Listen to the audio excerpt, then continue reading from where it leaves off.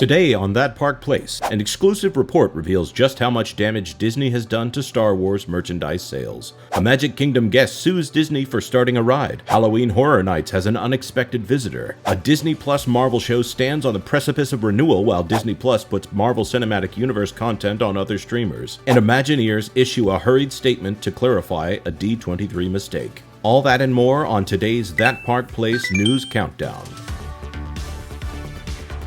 Welcome once again and good morning from your friendly co-hosts here on That Park Place.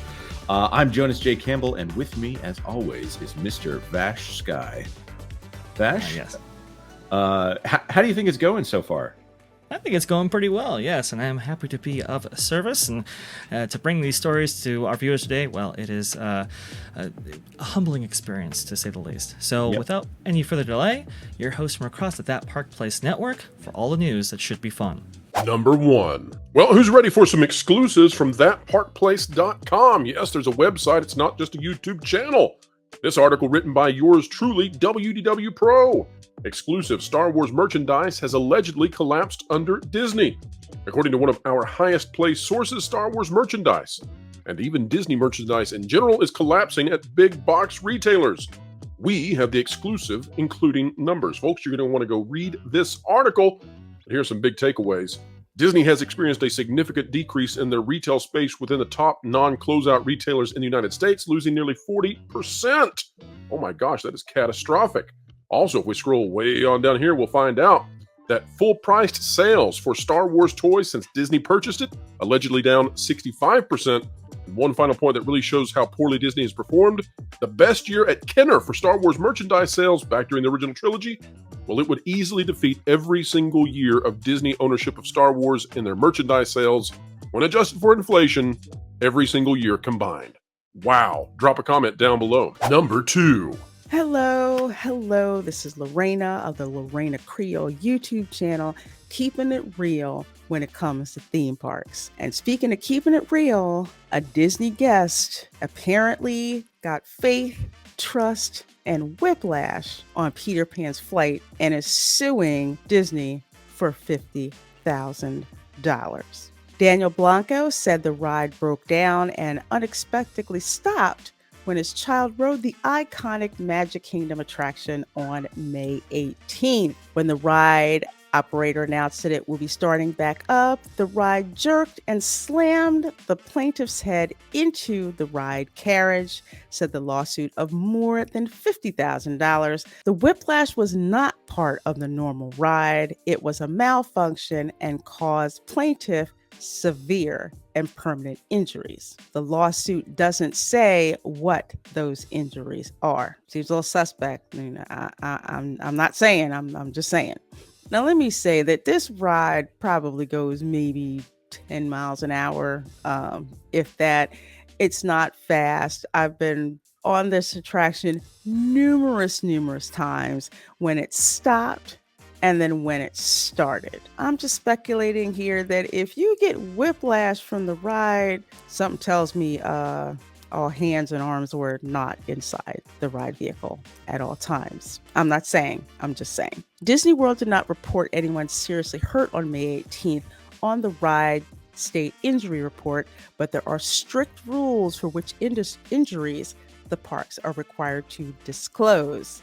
The theme parks are only supposed to publicly acknowledge incidents if anyone was hurt or sick on a ride and required at least 24 hours of hospitalization. Let me also say this. One time I did twist my ankle getting out of the It's a Small World attraction. Okay, I did not sue Disney. I went to first aid. They gave me an ice pack. They took note of what happened. Wanted to make sure I was okay. That I was feeling all right. I got a wheelchair for the rest of my stay, and me and my family got to the front of the line for all the attractions. According to them, the day I twisted my ankle stepping in the boat and It's a Small World was the best Disney day ever. Number 3. Hey folks, it's Culture here for That Park Place, and today I'm here as your spooky correspondent to tell you about a bone-chilling sighting at Universal Studios Orlando Resort during the course of Halloween Horror Nights. As you may know, Halloween Horror Nights at Universal Studios is the ultimate fright fest, but this year, it's just not the professionally trained scare actors that are involved. Nope, there's a ghostly addition to the lineup. Picture, if you will, wandering through the Exorcist house and suddenly you spot an unexpected guest. Make that an uninvited guest. A guest, or should I say ghost, that wasn't part of the haunted crew to begin with. You may think that I'm kidding, but a brave soul on Twitter actually claims that they've captured a real live or a real dead ghost on camera. Forever Freaks of Halloween Horror Nights on X shared an eerie piece of evidence on social media, and the comment section just lit up like a jack-o'-lantern. Some skeptics think it's just a spooky prank or some top-notch photo editing, but the ghost hunter insists that it's 100% authentic. Could there actually be a mischievous ghost playing hide and scare with parkgoers? Or maybe it's just a blurry passerby who wandered into the frame. Your guess is as good as any, so was it a ghost? Of course, ghosts or not, Universal Studios has got you covered this year with Hollywood Horror Nights. Number 4. Bounding into comics editor and known Genus Vel fan Spencer Picculi here today to let you know Marvel is reportedly waiting until after the premiere of The Marvels to make a decision on whether or not to greenlight a second season of Miss Marvel. This update regarding Kamala Khan's chances of writing solo once more was provided by the directorial team of Dale L. Arby and Bilal Fallah, who directed the first and last episodes of Miss Marvel's first season. Oh, and in a fun bit of side trivia, those two were also behind Warner Bros. Discovery's shelved Batgirl film. Asked by the entertainment news outlet The Playlist during an appearance on their The Discourse podcast if they could provide any insight into the Inhuman/mutant heroine's return, El Arby admitted, quote, "No, we're waiting for the Marvels, so that will decide what the next step will be. So we're very much looking forward to that. I can't wait to see it, man. It's great to see the trailers and to see the whole family back there and Iman Vellani doing great work, so looking forward to that," end quote. As I noted before, where once Marvel would greenlight seemingly any MCU-related project that came across their desk, their recent run of critical and commercial television failures has prompted them to scale back their output in the hopes of salvaging the franchise's reputation. Explaining the studio's new direction to Entertainment Weekly in February, Marvel boss Kevin Feige explained, quote, "We want Marvel Studios and the MCU projects to really stand out and stand above. So people will see that as we get further into Phase 5 and Phase 6. The pace at which we're putting out the Disney Plus shows is going to change, so they can each get a chance to shine," end quote. Further, Disney CEO Bob Iger told attendees of the company's Q1 2023 investors call that, service of a company-wide attempt to return to an operating philosophy of quality over quantity, every one of their studios would begin better curating their productions. Said Iger, quote, "We want all the quality. We want the quality on the screen, but we have to look at what they cost us. So we are going to continue going after Disney Plus subscriptions, but we're going to be more judicious about how we do that. We are going to look carefully at pricing. We're going to reduce costs in both content and, of course, infrastructure. There's a lot that we're getting at that there," end quote. That all said, let me turn the question over to you. Do you think the Marvels will perform well enough for Miss Marvel to get a second season? Do you think a strategy of wait and see when it comes to renewals will help the MCU's television efforts in any way? Are you sick of me saying the word Marvel? Let us know your thoughts. Number 5. Tommy Tables here from That Park Place, bringing you all the news that should be fun. Audience, were you aware that Werewolf by Night will be returning? Oh, Jonas is gonna fire me, isn't he? Anyway, it's true. Marvel's Werewolf by Night is making a comeback. This was a 1-hour TV show basically created by Michael Giacchino back in 2022. And as part of Disney's 2023 Hallowstream, or Huluween, or however you want to call it, we're going to be seeing Werewolf by Night make a hairy return. It'll be appearing on Hulu on September 15th, and then it'll be, interestingly enough, released in color on Disney Plus on October 20th. As you might be aware, Werewolf by Night was actually one of the few Phase 4 projects from Marvel that was actually well received. It got an 89% on both the critic score and the audience score on Rotten Tomatoes. And people generally said it was a really, really good, solid hour of black and white television. Very gory, very bloody. And so we're going to be, it'll be interesting to see how that will all look in color and whether or not Marvel will tone down on the blood a little bit, although they're saying that they won't. Now, this could be a step towards more mature content. You know, obviously Deadpool 3 is going to be coming out shortly. This could be them testing the waters. It could also be because of the content drought that we're facing right now with the Hollywood writers and actors strike. And it is also probably a way for Marvel and Disney to make some money off of this thing, because as you're all aware, you put something on Disney Plus and it's a financial black hole, but Hulu has those wonderful ad tiers that can generate some income. So we'll see how things go. I think this is a very positive move by Disney and Marvel. Hopefully it's a recognition that previous projects that were well received do deserve to be looked at again, and I think it's a pretty safe bet for them in terms of re-streaming it. If it makes some money, then we might even be able to see a Werewolf by Night Part 2, which I think a lot of people would be quite interested in. Let us know your thoughts. What do you guys think? Are you going to watch it again? Do you want to see the werewolf in all of his hairy brown glory? Comment down below, and hope you have a wonderful day.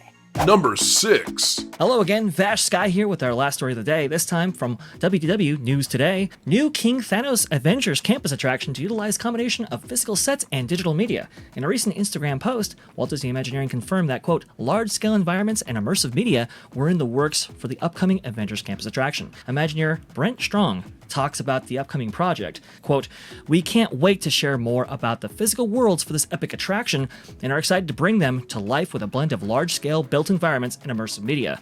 This is quite interesting because many had assumed that this was going to be an entirely screen-based attraction. To actually get the confirmation of large-scale sets and themed environments that these vehicles can actually travel through is a very exciting prospect indeed for us theme park fans who are maybe a little bit burnt out on screen-based attractions. I believe this is the third iteration, maybe the second iteration of this attraction that we got information on back in, I believe, the 2019 D23 Expo. So it's going to be interesting to see how this continues to evolve before it actually makes its premiere, hopefully sometime soon.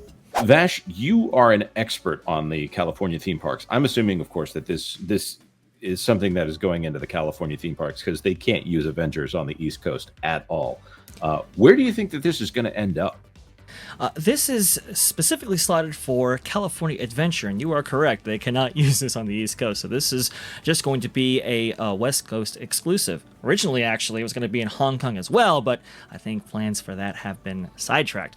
For California Adventure, it's going to be right behind Avengers Campus, where it is placed between roughly Guardians of the Galaxy and Cars Land. That was, as people will remember, going back years at this point, was the place of the old Timon parking lot. A lot of that was taken up by Cars Land when it opened in 2012, and this would utilize the remaining space there. So there's already a plot of land set aside for this attraction specifically, and so we won't have to lose anything for it. At least that's the hope anyway.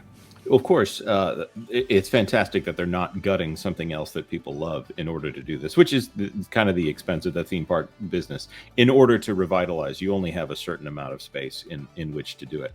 Of course, the question always comes up of what would you put in that space? Which we don't want to ask you that, Vash, because we would save that for another video. But I would love to know what our viewers think would be a good use of this space. And I'll be honest, if Marvel was exactly where it was around 2019, I'd say yes, more Marvel, más Marvel. Thank you very much for tuning into That Park Place for all the news that should be fun. Be sure to follow us on our socials right there at the top of the screen. Thank you, Vash, for all of your wonderful contributions and for all of our contributors on this video. We love the fact that we get to collaborate with them every single day. And to you, our viewers, thank you so much for following us, and stay tuned for even more of all the news that should be fun. Thanks for watching That Park Place News. For more information, consider checking out www.thatparkplace.com for all the news that should be fun. Don't forget to subscribe, share, like, and send this out on your favorite social media accounts.